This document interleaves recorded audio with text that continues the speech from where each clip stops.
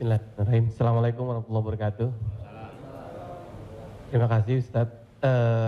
Kebetulan saya pribadi juga sebagai komedian Ustadz.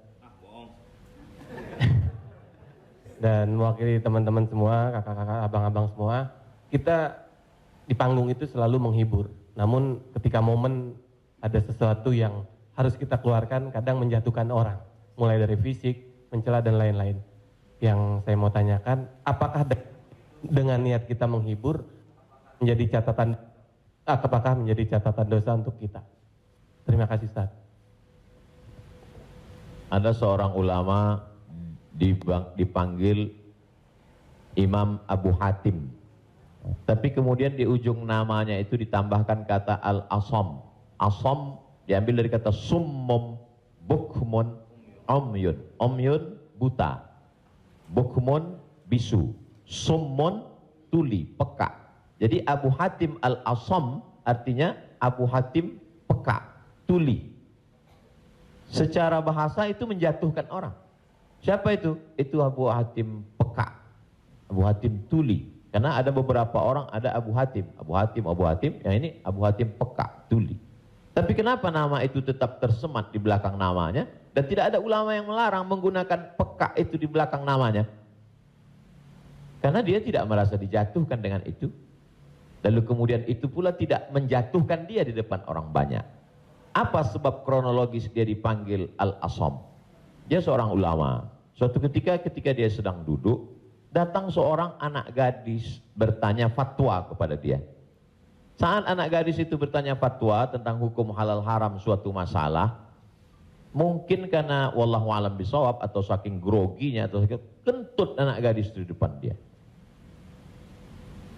Dia ingin menjaga marwah, harkat, martabat anak gadis ini supaya jangan sampai merasa malu, maka dia diam pura-pura nggak dengar. Akhirnya anak gadis itu nggak jadi malu, pulang dan dia cerita ke orang lain.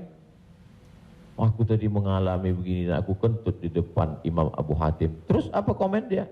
Ternyata Abu Hatim itu peka. Dipanggil orang Abu Hatim Al-Asam, peka.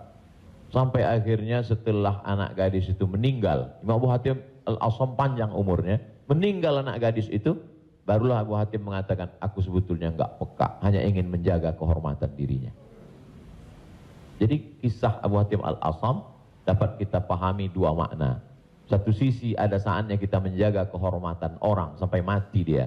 Tapi ada satu sisi kalimat yang nampaknya menjatuhkan sebenarnya tidak menjatuhkan selama kita masih saling paham, saling memahami, saling mengerti.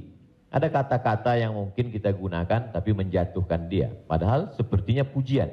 Tapi ada kata-kata yang sepertinya. Jadi kalau sudah saling memahami, orang pun mengerti, maka dia tidak menjadi suatu celaan. Ya ayyuhalladzina amanu, hai orang beriman, ijtanibu katsiran minadh-dhann, jauhilah prasangka buruk, inna ba'dadh-dhanni itsmun, wala tajassasu, jangan mencari-cari kesalahan orang, wala yaghtab ba'dukum ba'dha, jangan ribah membicarakan aib orang lain, la talmizu bil alqab, janganlah kamu menggunakan gelaran-gelaran yang jelek. Bukankah tuli itu gelaran yang jelek? Iya. Tapi saat itu digunakannya bukan untuk menjatuhkan dan mereka saling memahami tentang hal itu. Wallahu a'lam bishawab. Baik Ustaz, satu pertanyaan seputar dunia entertain. Ketika orang memerankan misalnya mohon maaf lahir batin, main film seks. Selama film itu diputar terus, sementara orangnya udah hijrah. Dan saat ini film itu diputar. Itu jariahnya seperti apa tuh Ustaz? Nah, ini mohon maaf lahir batin Ustaz. Hah? Nonton sama bini gue berdua.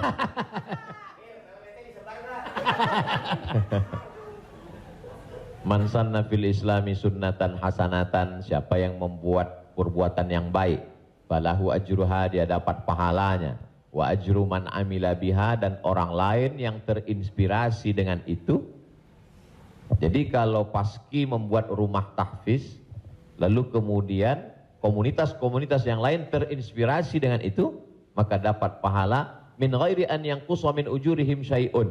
Pahala mereka tidak berkurang, sama-sama dapat 100 mim ba'dih, setelah mati. Itu kalau yang baik. Bagaimana dengan yang tidak baik seperti yang tadi? Man sanna fil islami sunnatan sayyi'atan. Siapa yang membuat sesuatu yang tidak baik? falahu wizruha, dia dapat dosanya, wa wizru man amila biha, dan dosa orang lain yang melakukannya. Setiap ada terjadi pembunuhan di dunia ini, maka Kabil dapat royalti karena dia yang pertama kali melakukannya. Tapi Kabil tidak sempat taubat, tidak sempat hijrah.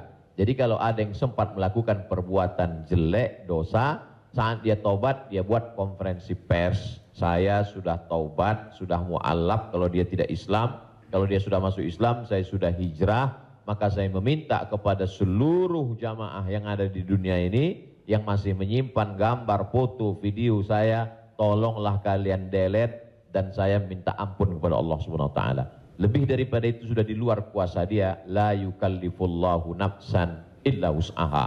Allah tidak membebani orang lebih daripada usahanya.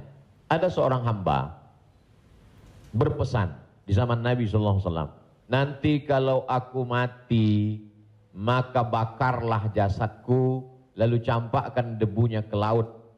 Kenapa? Karena aku takut bertemu dengan Allah Subhanahu wa taala atas segala dosa-dosaku.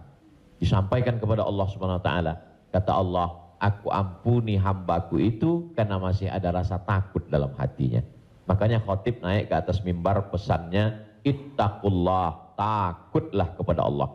Kenapa kurban Habil diterima, kurban Kabil tidak diterima? La imbasatta ilayya yadaka litaqtulani, andai kau ambil batu besar untuk kau timpakan ke atas kepalaku, kata Habil, ma ana bibasiti yadiya ilaika liaqtulak, aku tidak akan membalas untuk membunuh wahai saudaraku. Kenapa? Inni akhafullah, aku takut kepada Allah Subhanahu wa taala. Saya yakin Mas, Abang yang berprofesi dalam dunia keartisan ini, apa yang membuat hijrah ini? Masih ada rasa takut di dalam hati. Rasa takut inilah yang kita pupuk bersama. Ada takut 5%, 5% kita jadikan sebuah komunitas, lalu kemudian kita jadikan sebuah amal.